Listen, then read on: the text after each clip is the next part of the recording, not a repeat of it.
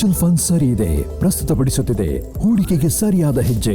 News 18 network ಇವರ ಸಹಯೋಗದೊಂದಿಗೆ.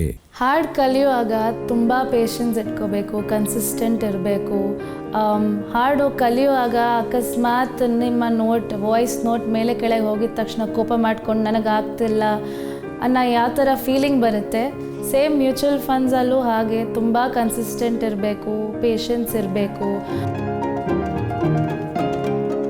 Hi, ನಾನು ದೀಪ್ತಿ.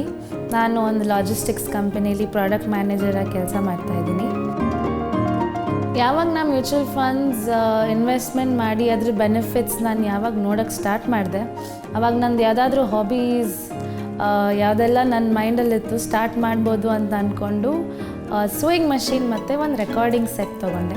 ನಾನು ಸ್ಟಿಚ್ ಮಾಡಬೇಕು ಅಂತ ತುಂಬ ಆಸೆ ಇತ್ತು. ನಮ್ಮ ಅತ್ತೆ ಎಲ್ಲರೂ ಸ್ಟಿಚ್ ಮಾಡೋದನ್ನು ನೋಡಿ ನಾನು ಕಲಿಬೇಕು ಅಂತ ಒಂದು ಆಸೆ ಇತ್ತು. ಸೊ ಸೂಯಿಂಗ್ ಮಷೀನ್ ತೊಗೊಂಡೆ. And then I also sing, so I got my recording set as well.